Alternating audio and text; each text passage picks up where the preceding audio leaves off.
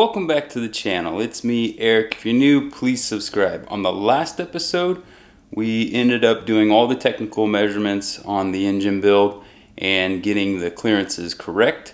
And so on this one, we're going to get to assembling the short block. But before we get into doing that, once again, we got to clean this block up. That way it's good to go. All right, so let's get into that. That's me falling in and out so fast, holding you back. Guilty of the pain I caused and of the conscience I lack. I will hold your hand while I'm 1 foot out the door. So now that we got the block cleaned up, now we just got to clean this again, and then we're going to install it into the block. So let's clean it up and we'll get into that.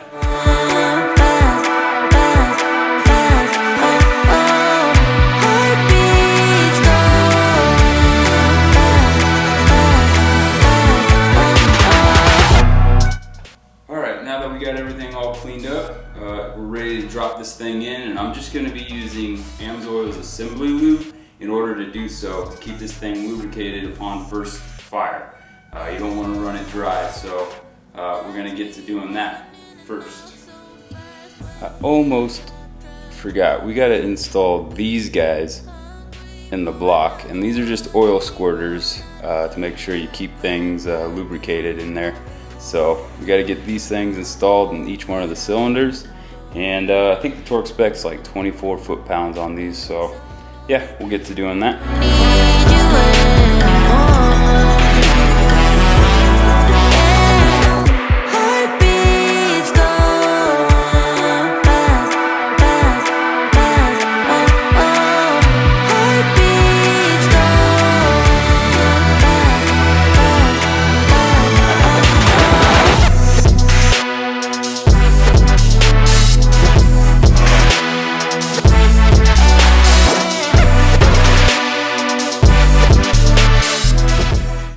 Time for the thrush washers. So what you gotta do is put a little bit of assembly lube on those, and that just will help it stick on here, otherwise they'll fall in. And you definitely want these grooves facing out, you don't want them in. Put this second one right like that, and we're ready to install the crank. Alright, so you want to make sure that you apply this stuff pretty liberally to all the journals, because yeah, you don't want it running dry on first start.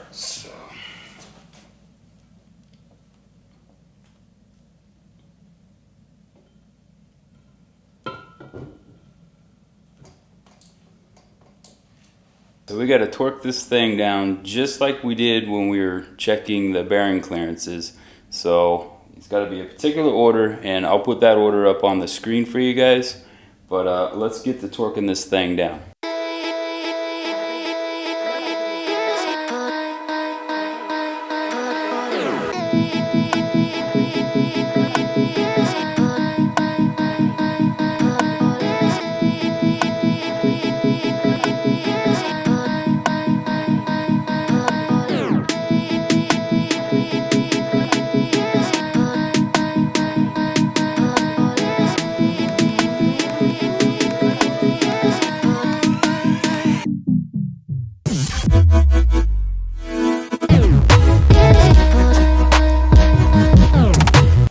Everything's torqued down to spec. Make sure that you use the ARP lube on these bolts to make sure you get the proper clamping force on here. But one other thing I probably should do is just mark them with a paint pen. That way I know that I've torqued them down. But yeah, this thing, it moves pretty good. So Yep. Next thing we'll move on to is get to putting the rods into the motor. But first we gotta put them together, so let's do that. To get this started with the assembly of the pistons and rods, we need to get these little lock rings or lock wires, circlips, whatever they are, down into here. I already did one side, and I'm gonna do this one for you guys. But first, before we do that, what we'll do is we'll put a little assembly lube on the bearing of the rod, the small end, and then a little bit on the wrist pin, and then a little bit on here as well, and kind of get everything put back together.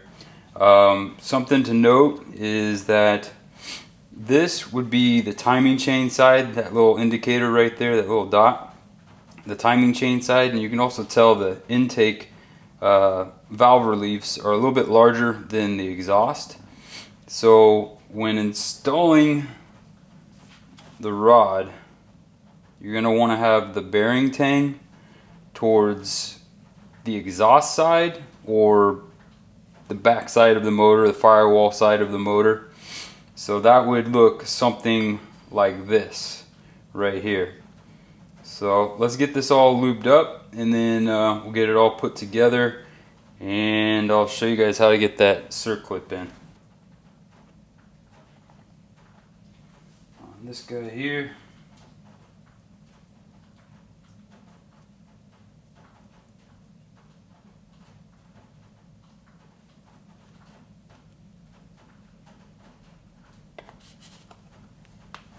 Some on this guy.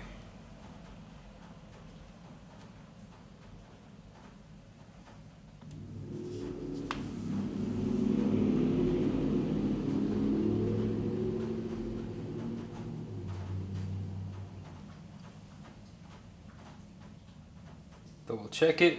All right, yeah, that looks the right orientation. Same with the bearing tang. Take this guy and slide it in here. And just like that. Wipe off this excess. What's worked for me is basically put this guy, try and get this in the groove down here, and then you got to use a lot of grip strength, and use your thumbs or maybe your index fingers, pointer fingers, and I'm going to try and do this with my thumbs, but you just push this down into the groove. You got to use a lot of strength.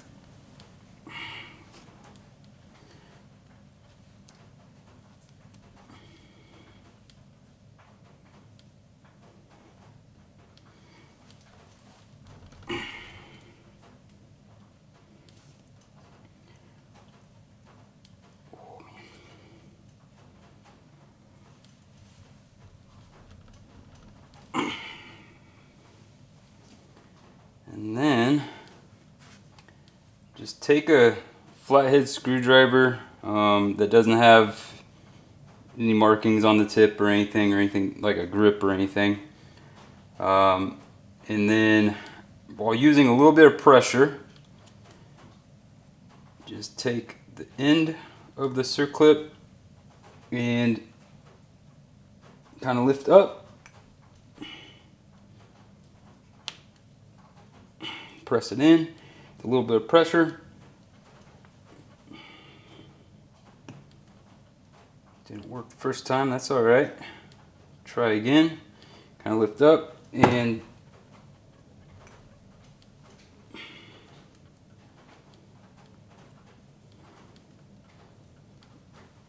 there it goes. All right, and just double check that it's seated in there in the little race, because you don't want that thing coming out. But yep, it's good to go.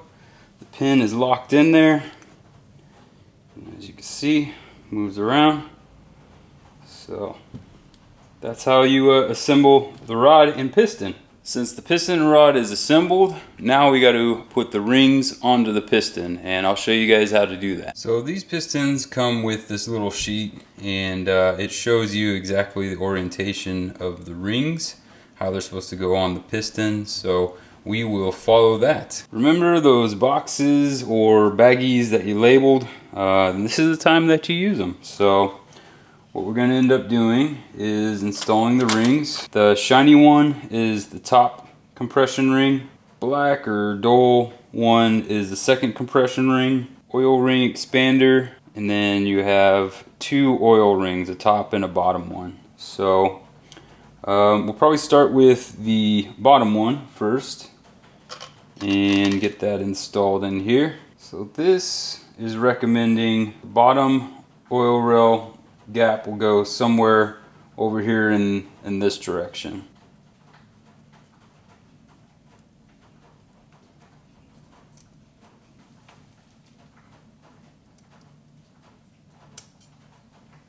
The oil expander ring will go right here.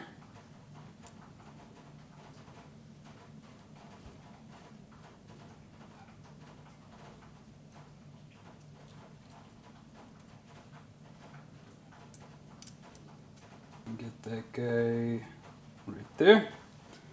And then this one will end up right over here. This is the top oil ring.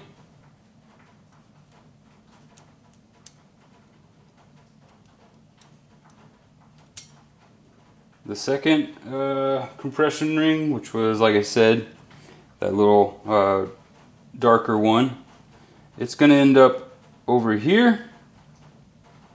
And then the top compression ring will end up over here.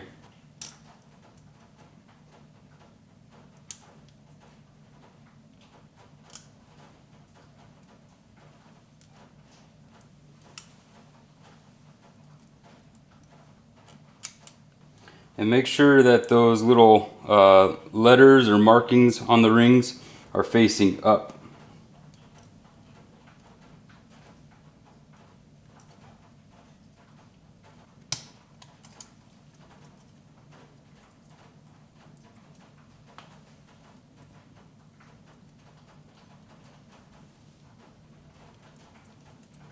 And there we go. I had to correct the placement of those rings. I ended up putting one of the oil top rail rings in the groove that the second compression ring is supposed to go into. So I just moved it down in the same orientation and then moved the second compression ring down one more into its proper home. There's like a middle spot in the piston that is actually like a U groove, and it's too shallow for the ring to actually sit in. So I thought something was up with it when I put it on, but that basically is to prevent too much pressure building up and having the top ring lift on you.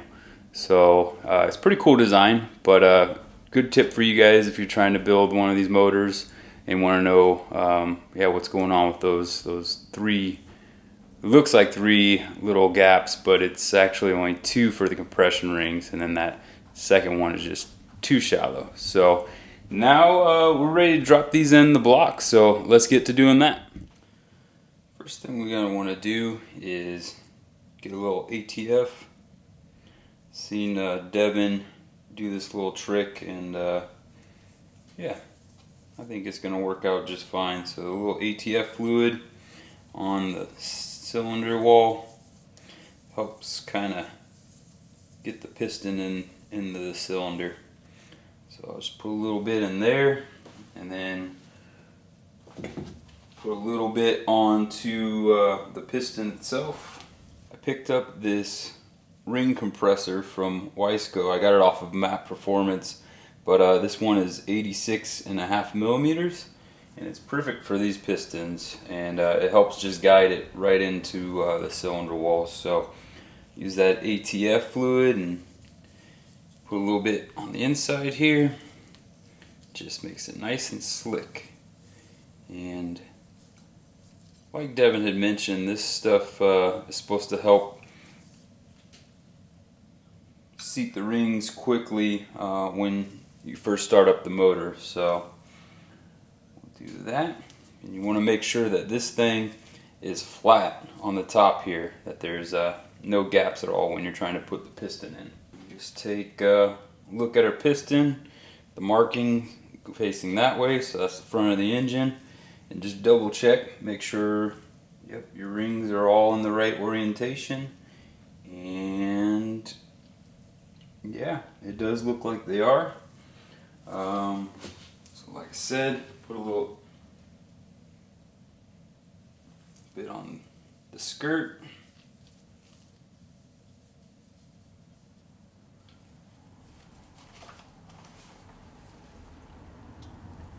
And we can drop this guy in, and double checking just to make sure bearing tang is on the back side.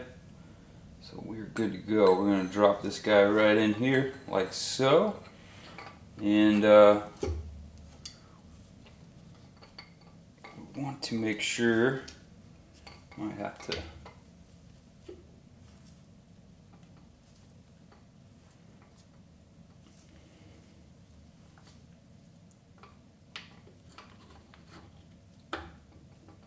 make sure that the piston is going in. So yep, it looks like it's there. Alright. And we are completely flat.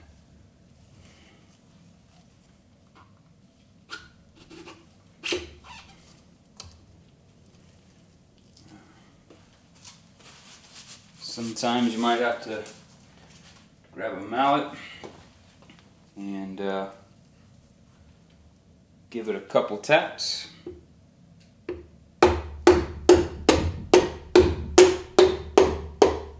And we're in. Now we just got to torque these down. So it's got a sequence that we'll do, and we'll start with 80 inch-pounds on the rod bolts, and then go up to 15 foot-pounds, and then a final one of 43 foot-pounds.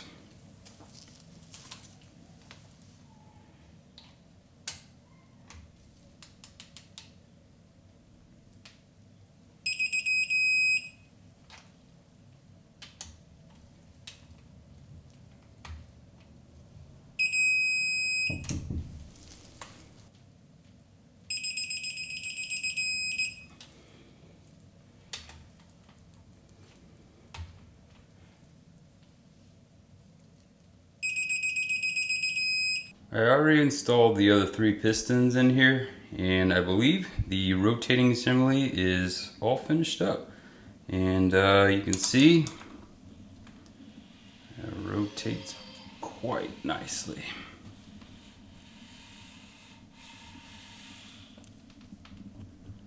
So yeah, let's get to putting on the girdle. We've got to clean up this surface here, and then also the surface over there on the cradle or girdle or ladder frame, whatever you want to call that thing.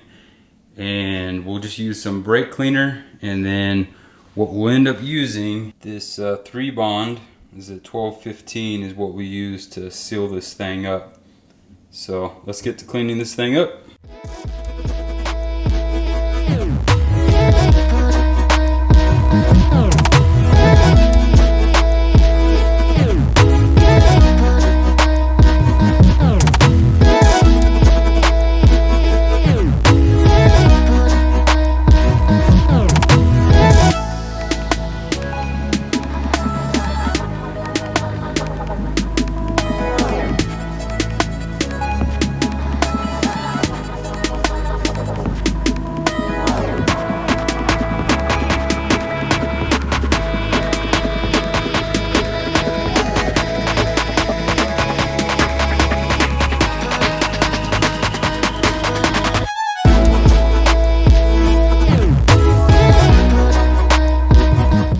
So we're gonna let that sit for about 5 minutes, and then we'll apply the cradle onto here. Now we're gonna install the cradle.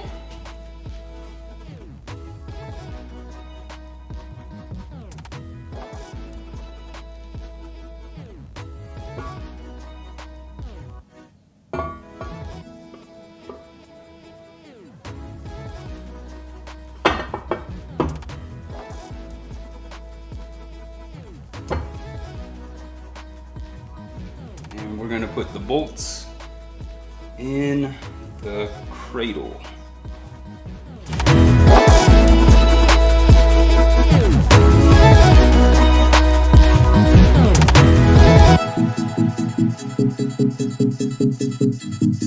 And we're just gonna do hand tight on these bolts for now. This 3-bond stuff you have to let cure for a little while before you torque everything down. Okay, this is set for about 30 minutes. So now we're gonna get to torquing this thing down. The torque sequence for it is 1, 2, 3, 4, 5, 6, and it's torqued to 19 foot-pounds. So we'll go ahead and do that, and I'll put a little thing on the screen so you can see this torque sequence.